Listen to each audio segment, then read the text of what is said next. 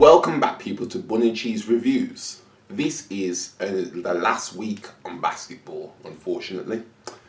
But I've enjoyed this, and this was a topic that I was thinking, should I do, should I not do?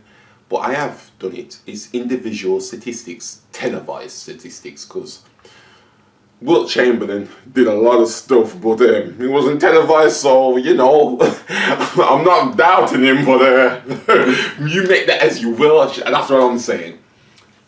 So, stuff is televised. Obviously, some of this stuff on this list is stuff that I've seen. I think I've seen one or two, maybe live, and other stuff I've seen on highlights. So, again, the list is relatable, personal to me. So if you want to put your own list down in below, then that is greatly appreciated. So as I always say, let's stop all the talking, all the noise, and get straight into the list. Number 5, Devin Booker, 70 points. So let me get this started by saying, I thought about putting Devin Booker in last week's video of promising young players. He only didn't make the cut because I thought he had too much experience compared to everybody else. And now, ironically, I will go all the way back to his sophomore season, where he did the absolute madness. Against the Boston Celtics, he achieved something only 5 other players before him have done. He scored 70 points in one game. I'll repeat, yes, 70 points in one game, maintaining a 52% field goal percentage and 92% free throw percentage. I must also add the fact at the time he was 20, making him the youngest player in history to ever achieve this feat. The only reason why it's bottom of this list is because it was evident teammates were just feeding him the ball to achieve this after a certain point. But that doesn't take away from it being an incredible stat, especially for such a young player. Number 4, Jordan's flu game. This is one of many games in Jordan's career people will remember forever. In Game 5 of the 97 playoffs against Utah Jazz, it was reported that Jordan was experiencing flu-like symptoms.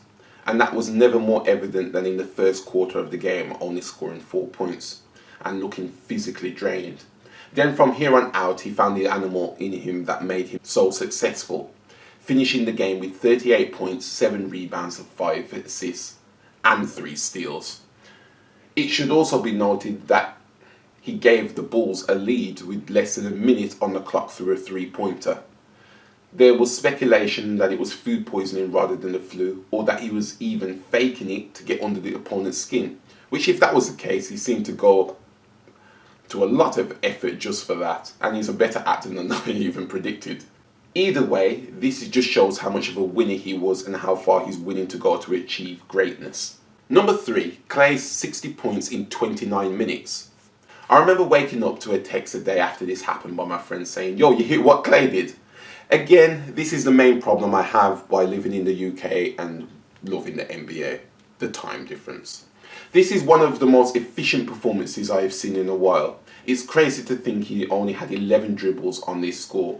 Most of his points came from catch and shoot threes, scoring 8 from 14 from deep and 10 from 11 at the free throw line. Would you also believe me if I said he sat out the entire fourth quarter? I always think to myself, what would he have scored if he played all of that too? There is no doubt when Clay is hot, he is virtually unstoppable. I mean, what is there to even do when you're on the receiving end of this? This was yet another display of why he got the nickname Splash Brother. Number 2, Kobe's 81 points. When one man decides to single-handedly beat your team, there is a couple of players that are actually capable of doing it. And Kobe is without a doubt one of them. Wilt Chamberlain scored 100 points in the 6 years, and since then nobody had even come close. But in 2006, Kobe became the closest in a comeback victory against the Raptors. He had a 60% field goal percentage on the night, 53% on the 3, and 90% at the free throw line. A world-class conversion rate on all fronts. Even Kobe said it's hard to believe what actually happened. All he was focused on was a dub. It's not something he even dreamed about, but still to this day he remains the closest player to Chamberlain's records, and it's hard to believe anybody will beat this one, let alone Chamberlain's. So rest in peace, Kobe, and thanks for the memories. Number 1, Albert Robertson quadruple double 10 steals. Okay, so first off, I need to say that quadruple doubles have only been made accessible since the mid-70s, as that's when the NBA started recording block shots and steals separately. So it's quite possible players such as Wilt Chamberlain and Bill Russell have them. But since they have been recorded, only 4 players have legitimately got them. And I think out of all 4, Robertson is the most impressive. This is because he was the only one to achieve it through steals instead of blocks, which is always harder to gain in the game. He also got 20 points, 11 rebounds and 10 assists. Quadruple doubles are so rare because it requires players to be extremely dominant on both ends of the court. So this stat pretty much speaks for itself. It's just a shame that Robertson never won a ring when he was one hell of a player, quite obviously. So that is my top 5 list of stats in basketball. This one might be a bit shorter than all the others. Not a lot of things to say, you know what I mean, when it's just one game or one stat that I'm pretty focused on. So I'll take it as you will, but I'm pretty sure there's loads of other stats out there that, you know, make your list. If they do, feel free. Put them in the comments down below, as I always say.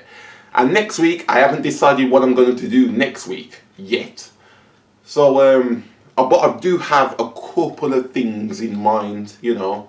A couple of things in mind. But it's not anime yet. If you don't know, right, I'll give you a bit of a tangent now. Is that I'm obviously a big anime and comic fan. I am trying to leave those till last because I have a feeling that when I do leave them till last, it's the things that I'll stay on the most. And it will maybe turn into an anime and comic review channel. I don't know what's to come.